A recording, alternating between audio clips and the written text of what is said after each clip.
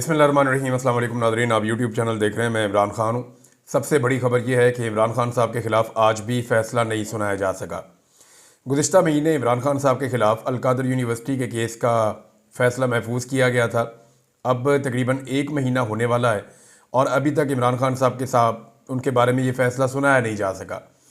3 मरतबा अदालतों ने तारीख दी है, यानी अदालत ने कहा जी कि हम सुनाएंगे 23 तारीख को, फिर कहे 6 तारीख को, फिर उसके बाद 13 तारीख दी और अब 17 तारीख दे दी है।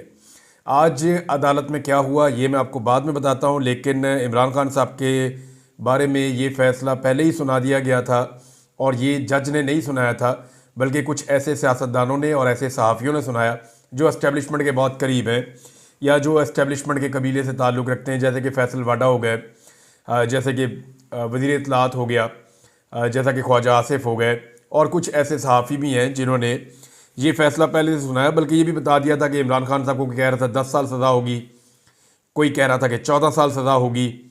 तो कल से ही फ़ैसला सुना रहे थे लोग, बल्कि कल से भी एक दिन पहले से सुना रहे थे और ये भी वो पहले बता देते थे कि जज साहब मज़ीद एक डेट डालेंगे। देखें, इसको ज़रा आप समझें कि जब जज साहब ने फ़ैसला सुनाना था 23 को, तो अदालत के अमले से पहले या जज साहब से पहले ये कुछ लोगों को पता था जो एस्टेब्लिशमेंट के करीब है, और उन्होंने ये खबर पहले दे दी थी एस्टेब्लिशमेंट के ज़राए ने कि जज फ़ैसला नहीं सुनाएगा। फिर जब जज ने दोबारा 6 तारीख को फ़ैसला सुनाना था तो जज से पहले एस्टेब्लिशमेंट के ज़राए को पता था कि जज फ़ैसला नहीं सुनाएगा।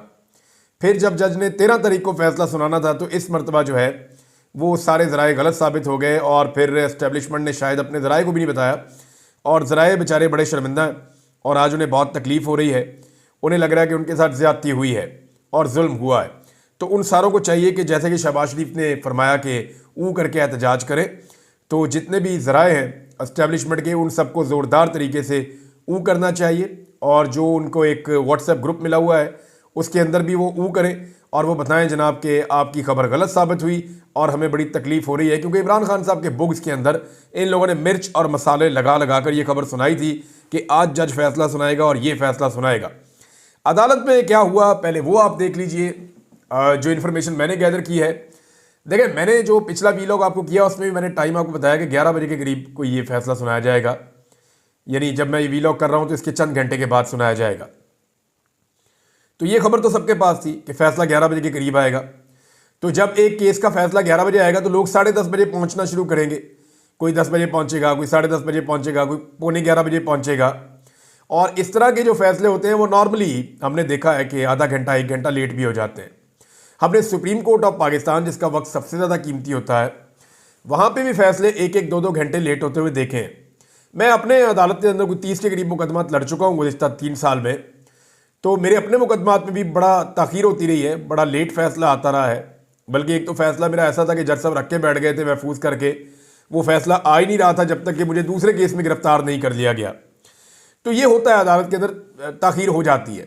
लेकिन यहाँ पे जज साहब पहुँचे सुबह 8:30 बजे। कुछ लोग कहते हैं 8 बजे पहुँचे, लेकिन जज साहब के बकौल वो सुबह 8:30 बजे पहुँचे। अगर फ़ैसला 11 बजे था तो वो इतनी सुबह क्या लेने आए।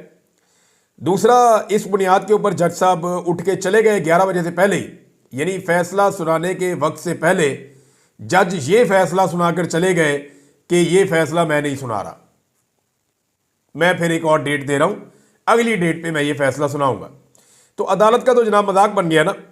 अब पहली मरतबा तारीख में ये हो रहा है कि जो फ़ैसला सुनाने वाले हैं वो आगे आगे भाग रहे हैं और जिसके खिलाफ फ़ैसला आ रहा है वो पीछे पीछे भाग रहा है, और वो ये कह रहा है सुनाओ फ़ैसला मेरे खिलाफ। इससे पहले भी तुमने सुनाए हैं, कालक अपने मुंह पे मली है और कालक अपने मुंह पे मलो, सुनाओ फ़ैसला मेरे खिलाफ। इमरान खान की बहनों ने जैसे चैलेंज किया, मैं आपको भी पढ़ के सुना देता हूँ। लेकिन जज साहब सुबह सुबह पहुँचे और पहुँचने के बाद जनाब उन्होंने बकौल उनके इमरान खान साहब को बुलाया। इमरान खान साहब नहीं आए, हालांकि 11 बजे फैसले का टाइम था, तो उन्हें 11 साढ़े 11 बजे तक इंतज़ार करना चाहिए था। अगर इमरान खान साहब मुकर्ररा वक्त पर ना आते जो बताया गया था तो सिचुएशन कुछ और होती है। और वैसे भी इमरान खान की गैर मौजूदगी में फ़ैसला सुनाने से क्या प्रॉब्लम है, फ़ैसला गैर मौजूदगी में सुनाया जा सकता है। मैंने कई लोगों से पूछा, उन्होंने कहा जी बिल्कुल कोई मसला नहीं है, इमरान खान साहब जेल के अंदर कैद है, बंद है, उनके खिलाफ फ़ैसला सुनाना कौन सा प्रॉब्लम है, सुनाया जा सकता था। क्योंकि बुशरा बीबी भी पेश नहीं हुई। अब बुशरा बीबी भी 10:30 बजे का जहन में रख के निकली कि मैं 11 बजे तक पहुंच जाऊंगी और जाके मैं भी फैसला सुन लूंगी। अब हसनैन हमारे एक जर्नलिस्ट हैं बड़े अच्छे, नया पाकिस्तान वाले, उन्होंने जो रिपोर्ट किया, उन्होंने कहा जी बुशरा बीबी तो अपना कपड़े लत्ते लेकर आई थी, बर्तन और सामान लेकर आई थी कि मुझे आज फैसला आ जाएगा और मेरे खिलाफ फैसला आना है अलकादर यूनिवर्सिटी केस का, तो मैंने तो इमरान खान के साथ जेल में बंद हो जाना है। लिहाजा वो अपना साजो सामान लेकर पहुंची थी कि मुझे जेल में बंद कर दिया जाएगा, लेकिन जब वो पहुंची तो उन्हें पता है कि जज ही निकल लिए, जज चले गए हैं, तो फिर वो बाहर से ही वापस चली गई। तो पाकिस्तान तहरीक इंसाफ के जो वहाँ पे लीडर्स थे वो भी, और इमरान खान साहब की जो फैमिली है वो भी, और जो वकला है वो सारे हमें हक्का बक्का नजर आए, परेशान नजर आए कि ये हुआ क्या है। यानी पहली मरतबा हो रहा है और ये तारीख का हिस्सा बन गया है कि इमरान खान की बहनें चैलेंज कर रही है कि हिम्मत है तो फैसला सुनाओ, इमरान खान के खिलाफ फैसला सुनाओ। मैं आपको उनका स्टेटमेंट पढ़ के देता हूं। बानी पीटीआई इमरान खान की बहन अलीमा खान ने कहा कि बानी नहीं बल्कि हुकूमत दबाव में है, अगर इनमें हिम्मत है तो 17 तारीख को सजा सुना दें। इमरान खान और बुशरा बीबी के खिलाफ अलकादर ट्रस्ट फैसला मौखर होने के बाद अडियाला जेल के बाहर उन्होंने गुफ्तगू की। अलीमा खान ने कहा कि डील का लफ्ज सुन सुनकर तंग आ गए हैं, जो वक्त हमें दिया गया था हम वक्त पर पहुंच गए। ये हुकूमत बहुत ज़्यादा दबाव में है क्योंकि दुनिया और पूरा पाकिस्तान सब देख रहा है। इमरान खान चाहते हैं कि केस का फैसला जल्दी हो ताकि दुनिया को पता चले। अलीमा खान ने कहा कि इमरान खान फैसला मौखर होने पर बिल्कुल खुश नहीं होंगे। इमरान खान तो खुद चाहते हैं कि अलकादर का फैसला जल्द हो जाए ताकि वो इसको हाई कोर्ट लेकर जाएं। इस वक्त इमरान खान नहीं बल्कि हुकूमत दबाव में है, आज भी फैसला सुनाने की ज़हमत नहीं की गई। अगर इनमें हिम्मत है तो इमरान खान को 17 तारीख को सज़ा सुना दें। अलीमा खान ने मजीद कहा कि इमरान खान ने 2 मुतालबात किए थे। एक तो उन्होंने 9 मई और 26 नवंबर की जुडिशल तहकीकात का मुतालबा किया था, और दूसरा इमरान खान साहब ने कहा जो बेगुनाह कैदी हैं उनको छोड़ा जाए, जो अंडर ट्रायल है उनको आज़ाद किया जाए, सियासी कैदियों को। उन्होंने कहा जी अब 17 तारीख का भी इंतज़ार कर लेते हैं कि क्या फ़ैसला सुनाते हैं। ये जनाब उनका मौक़िफ़ है। जबकि बैरिस्टर गौहर जो चेयरमैन पाकिस्तान तहरीक इंसाफ हैं वो ये कहते हैं जज साहब ने अपनी मर्जी से फैसला मौखर किया, ये किसी डील का नतीजा नहीं है। और सलमान अकरम राजा ने कहा कि डील का तासुर गलत है, अलकादर केस का हुकूमत के साथ मुज़ाकरात से कोई ताल्लुक नहीं है।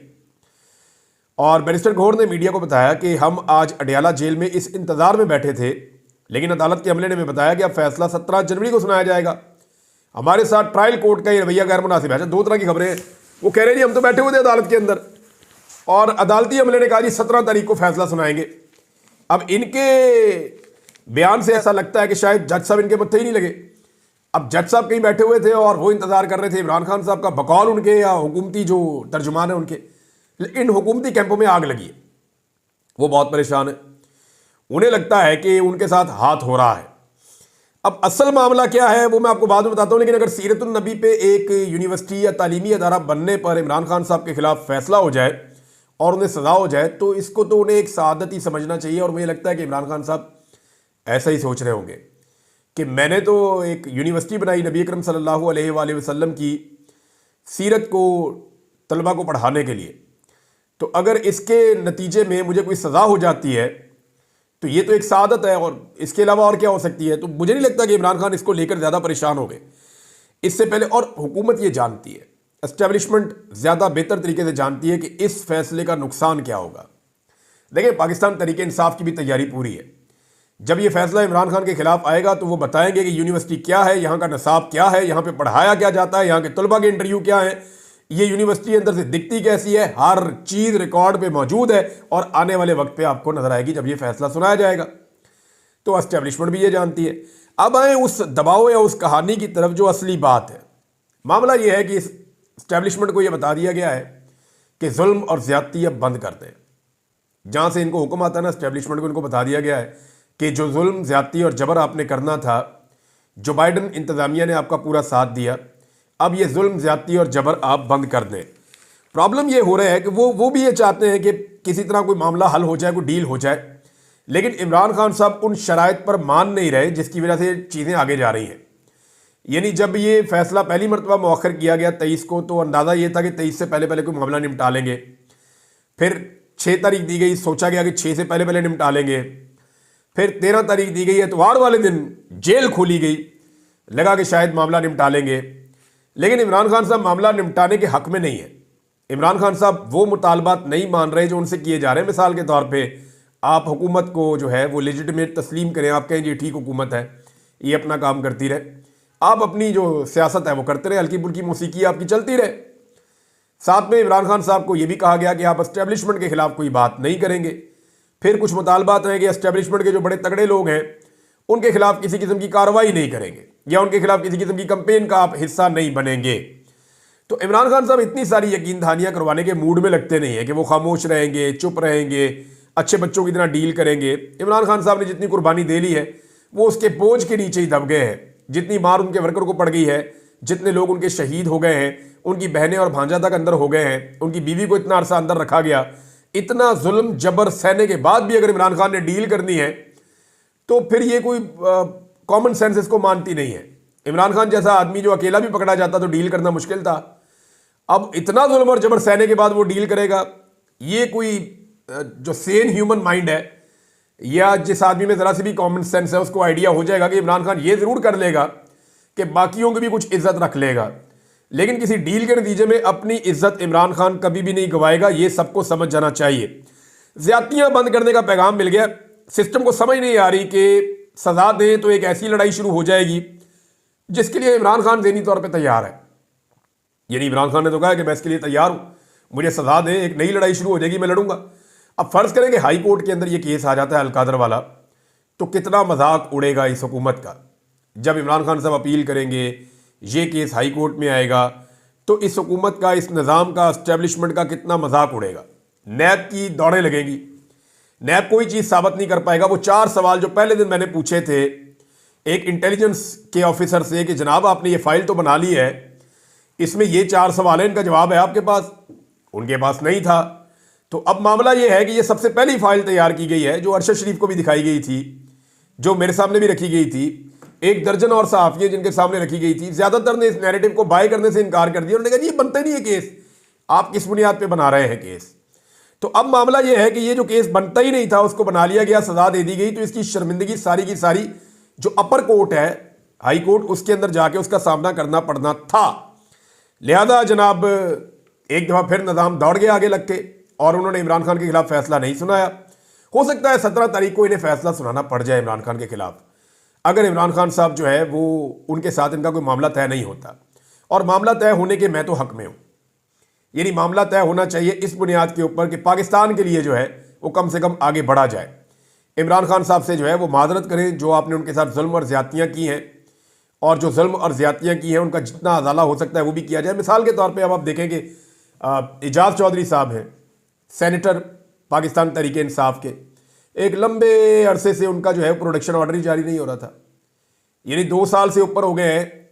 एजाज चौधरी साहब वहाँ जेल में बंद हैं और सेनेटर है। पाकिस्तान में टोटल 100 सेनेटर होते हैं, 100 के करीब, 100 से भी कम। अब ये बड़े अहम लोग होते हैं किसी भी पॉलिटिकल पार्टी के लिए, या पाकिस्तान में इनका अपना एक इस्तेहकाक है, तगड़े लोग होते हैं। तो एक सेनेटर को 2 साल से सेनेट के इजलास में नहीं आने दिया, उसे वहां जेल में बंद करके रखा हुआ है। और एस्टेब्लिशमेंट जब भी कोई प्रोडक्शन ऑर्डर जारी करने की बात होती है तो बीच में आ जाती है। लेकिन अब यूसुफ रजा गिलानी ने सेनेट के इजलास के लिए एजाज चौधरी साहब का प्रोडक्शन ऑर्डर जारी कर दिया है। अब कल को पीपल्स पार्टी छलांगे मारेगी, देखें जी हमने जारी कर दिया था। तो पिछले 2 साल जनाब आप क्या कर रहे थे? 2 साल एक बंदे के साथ जुल्म, जबर और फस्तायत करने के बाद, 2 साल के बाद अब आप एहसान नहीं कर रहे। एक्चुअली आपको समझ आ गई है कि आप डंडे के साथ डंडे वाली जमहूरियत नहीं चला सकते। ब्रूट मेजॉरिटी के जरिए से आप अपनी मर्जी इस मुल्क पे मुसल्लत नहीं कर सकते। नादरीन, आज 13 तारीख थी, आज 13 जनवरी। 13 जनवरी को 1 साल पहले काजी फायद ईसा ने पाकिस्तान तहरीके इंसाफ से बल्ले का निशान छीना था, और बड़ी जल्दी जल्दी में छीना था क्योंकि इलेक्शन बहुत करीब आ गया था। तो काजी फायद ईसा को टारगेट था कि आपने इलेक्शन भी होने देना है मुल्क में, इमरान खान को जीतने भी नहीं देना, इनका बल्ले का निशान भी छीन लो, इनको बेयारो मददगार करके सारे रल के मारेंगे। तो काजी फायद ईसा ने बदतरीन सहूलतकारी की थी, लेकिन उसके बावजूद पाकिस्तान तहरीके इंसाफ ने कोई 180 से ज़्यादा नशस्तें कौमी असम्बली की सिर्फ जीत ली थी, और 3 सूबों में उन्होंने स्ट्रेट अवे अपनी हुकूमत बना ली थी। लेकिन उसके बाद जो धांधला हुआ फार्म 47 की सूरत में, वो पूरे पाकिस्तान ने देखा कि कैसे जो है वो फौरी तौर पे सिस्टम बंद किया गया, नताइज रोके गए। फिर जो बड़े बड़े सियासतदान उनको बुलाया गया मखसूस जगह पे, उनको बिठाया गया।